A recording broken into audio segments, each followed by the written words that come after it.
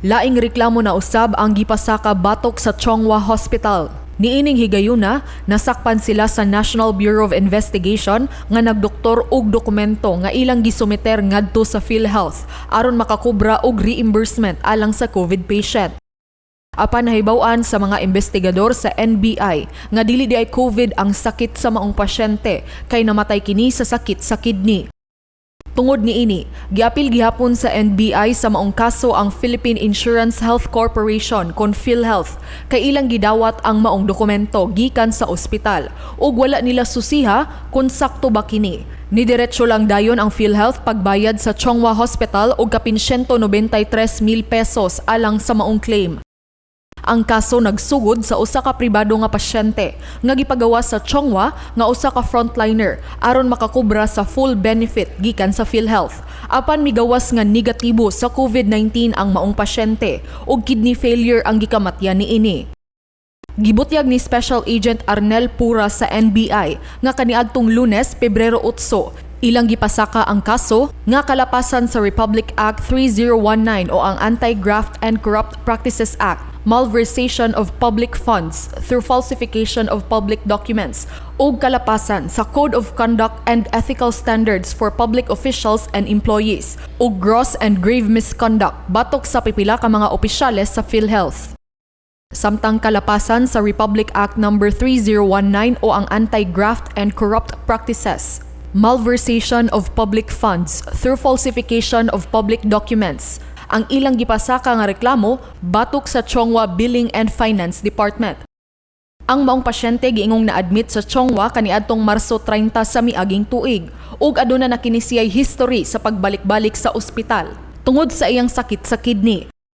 Apan dihang namatay siya, matud sa NBI, gimaniobra sa maong tambalanan ang ilang claim sa PhilHealth ug gipagawas nga COVID ang gikamatyan sa maong pasyente. What are the basis of our claim that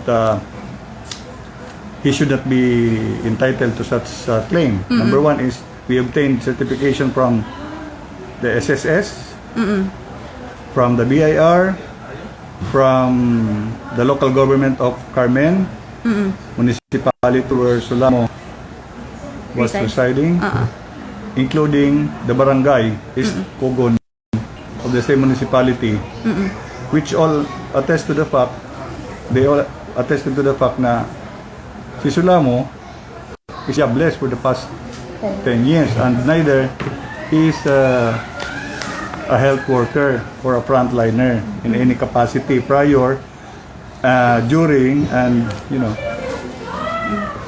during his confinement. Ikaduha na kini nga reklamo nga gipasaka batok sa maong tambalanan. Human mikiha ang pamilya Garcia tungod sa kamatayon sa ilang duha ka igsuon nga si Barili Mayor Marlon Garcia ug kanhi Dumanhog Mayor Nelson Garcia nga parehong na-admit sa maong ospital. Matud ni Gobernador Gwen Garcia, sinugdanan pa lang kini sa daghan pa nga mga anomalya sa PhilHealth ug sa mga ospital nga masakpan pa unya. Matud sa gobernador nga ang maong kaso nagpakita sa pag-incentivize o pagpangwarta sa mga ospital kini tungod sa mga dagko kaayo nga mga COVID packages nga moabot sa 700,000 pesos kung critical ang kaso.